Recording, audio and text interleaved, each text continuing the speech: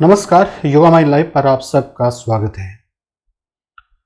आज का टॉपिक है, क्या हम भगवान को देख सकते हैं। आपको शायद ये टॉपिक अजीब लग रहा हो। आप मन में शायद सोच रहे होंगे कि आप हर रोज़ तो मंदिर जाते हैं, फूल चढ़ाते हैं, पूजा करते हैं, तो भगवान से मिलके तो आते हैं, देखते तो हैं भगवान को। देखिए, मूर्तें बहुत सारी हैं, खास तौर पे हमारे हिंदू धर्म में। हमारे जो मूल ग्रंथ हैं ना, जैसे भगवद गीता है, वेदांत है, वेद है,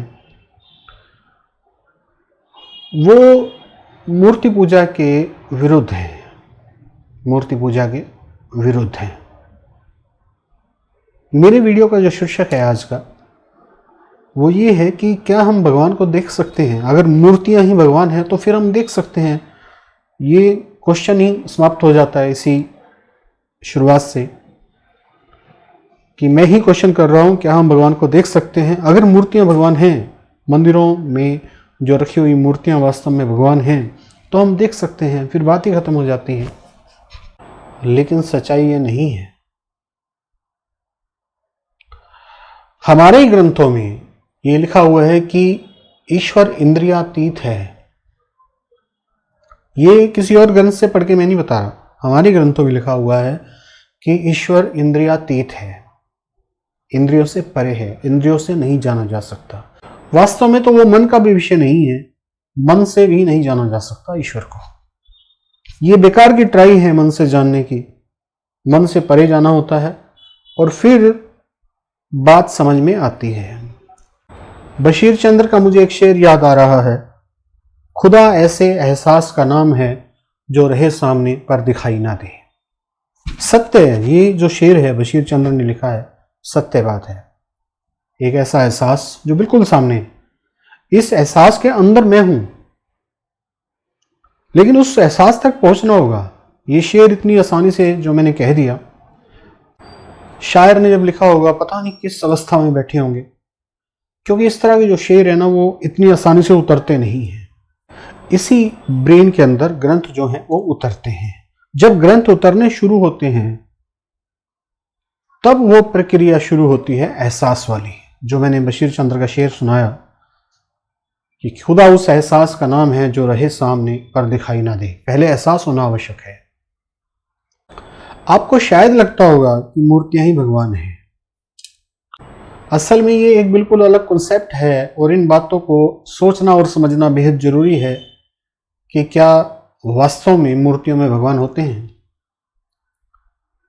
एक इतनी बड़ी सल्तनत जो इस सृष्टि के कण कण को चला रही है, वो एक मूर्ति में कैसे समाहित हो सकती है, सोचने की बात है। लेकिन समाहित हो भी सकती है, लेकिन उस एहसास को, उस जज्बे को समझना होगा कि किस तरीके से हम एक मूर्त को ईश्वर मान लेते हैं और उसकी पूजा अर्चना करते हैं, जबकि वो तो अनंत है, कोई ना जाने उसका अंत, ऊंचे पे ऊंचा भगवंत। और हम उनको इन आंखों से देखने की कोशिश करते हैं, जबकि हमारे ग्रंथ हमें बताते हैं कि ईश्वर इंद्रियातीत है। मैंने आपको बताया कि मन से उसको नहीं पकड़ा जा सकता,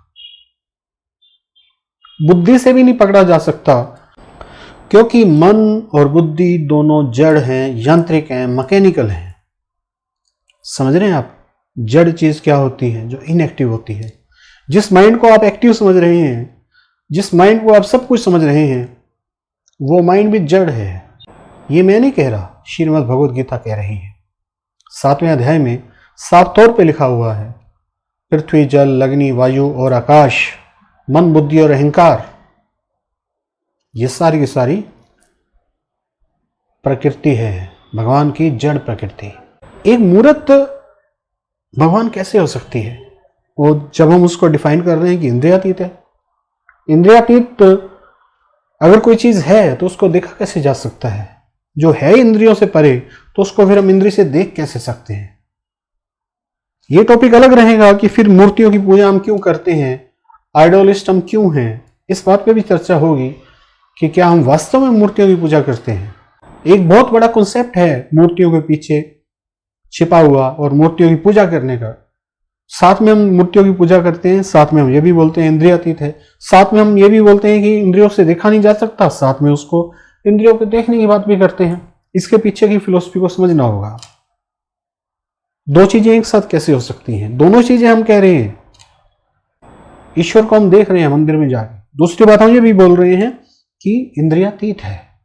किसी भी मंदिर में जब किसी मूर्त को स्थापित किया जाता है ना, तो एक प्रक्रिया होती है जिसको बोलते हैं प्राण प्रतिष्ठा। इस संसार में अलग अलग प्रकार की ऊर्जाएं हैं, एनर्जीज हैं, उन ऊर्जाओं से हम जुड़ते हैं। अलग अलग प्रकार की ऊर्जा को हमने अलग अलग नाम दिए हुए हैं। वो प्राण प्रतिष्ठा हम पर्टिकुलर मूर्त में करते हैं और फिर उसकी पूजा अर्चना शुरू करते हैं।